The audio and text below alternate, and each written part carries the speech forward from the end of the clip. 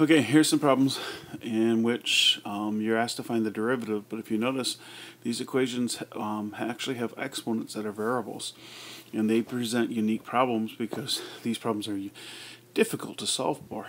When a variable is an exponent, it's not an easy thing to try to balance or do the same thing to both sides and get it by itself.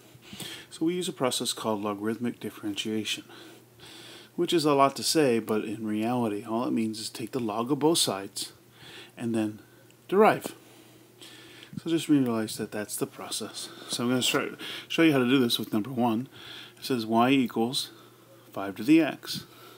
So I'm going to take the natural log of both sides. We do use natural log in calculus almost exclusively. And then I'm going to look here at the right side and remember, hey, there's a log property that allows me to take an exponent and bring it out front. Okay? So this is the same as x times natural log of 5. Okay, so there's taking the log of both sides. Now I have to derive. So the derivative of the left side is 1 over y times y prime. And the right side always fools students because they don't think natural log of 5 is a number, but they need to realize that natural log of 5 is a number. It's usually not a pretty decimal number, but it's still just that, a number. And a number times x's derivative is always that number. So even though the natural log of 5 is not the normal kind of number that we're used to seeing, it is still the number times x. So the derivative will just be that number, natural log of 5. Then I'm going to multiply both sides by y here to get rid of the times 1 over y. So I'm going to multiply both sides by y, and now I get the problem y prime equals y times the natural log of 5. And I realize here I can replace the y with my equation that I started out here and get that y prime equals 5 to the x natural log of 5. And this is a shortcut that we are definitely going to take advantage of. That anytime we see a number to the x opponent as simple as this, you can see there's a nice pattern here that will find me the derivative. And we're going to take advantage of this and try to find that. So let's take a look at the next problem here, in which y equals x cosine x. And I'm going to do I'm going to do the same process. I'm going to take the natural log of both sides.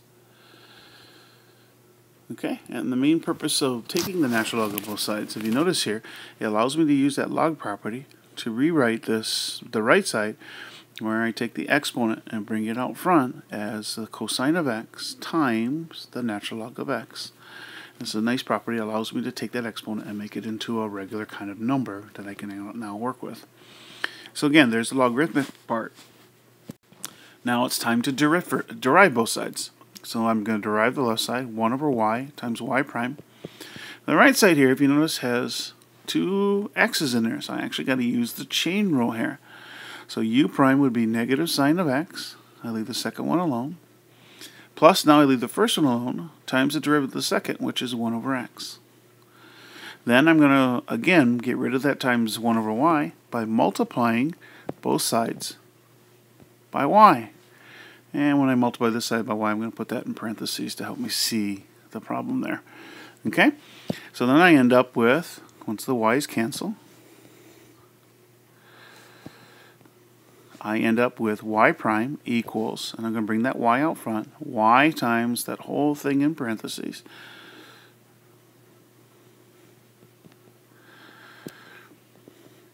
And then I'm going to again replace the y with my original equation. And so I get y prime equals x to the cosine x times that whole set of parentheses, negative sine x, natural log of x, plus cosine x times 1 over x, which is sometimes written as cosine x over x. And so this would be the derivative. Pretty long equation, but it's the same process that we're using for 5 to the x. Okay, so let's try this for y equals cosine x to the sine x. So once again, I'm going to take the natural log of both sides. Natural log of y equals the natural log of cosine x to the sine x. Then I use that log property to take that exponent and bring it out front. So sine x times natural log of cosine x. And then I'm going to derive both sides. So 1 over y times y prime equals, again, I have to use the product rule here. So derivative of sine is cosine. Leave the second one alone. Plus, now I leave the first one alone, times the derivative of the second. Got to be careful here. The natural log of cosine x is 1 over cosine x times the derivative of the inside, negative sine of x. Again, a pretty long equation there. Multiply both sides again by y. I'm going to get y prime equals y times cosine x times natural log of cosine x plus sine x times, I'm going to write this a little bit differently, as negative sine x over cosine x. Then again, I'm going to replace the y with my original equation. So I get y prime equals cosine x to the sine x times, that whole thing in parentheses, cosine x, natural log of cosine x, minus, and the plus and negative will make minus, sine, I'm going to simplify this a little bit, sine squared x over cosine x. It's not the only way to simplify it, but it is one way, okay? And so again, there's my answer. Pretty long and complicated, but you can see the process that gets you through these kind of problems here. Okay, so the next problem was y equals b to the x. So this is in general, anytime I have a number, and b would be a number, and x is my exponent, this is the process that will allow us, and this allows us to use our shortcut, which hopefully you've seen already. But I'm going to take the natural log of both sides again. Natural log of y equals b to the x. Sorry, should be the natural log of b to the x. Then I'm going to use that log property to bring that exponent out front, so x times the natural log of b. Then the left side becomes 1 over y times y prime equals, remember, natural log of b will be a number, so a number times x is just that number. And then I'm going to multiply both sides by y, so I get y prime equals y times the natural log of b, and I'm going to replace the y with my original equation. So I get y prime equals b to the x, natural log of b. And that was the same pattern we saw with 5 to the x. Remember, the derivative turned out to be 5 to the x, natural log of 5. And this is definitely a shortcut that we want to take advantage of. Anytime we have an equation that is some number to the exponent, we know the derivative will be that same equation times the natural log of the base. So this is a formula that is worth memorizing. Okay, the last problem as an example here is the equation, kind of a unique equation, y equals x to the x. So if you notice, both the base and the exponent are a variable. So let's take a look at how this one works.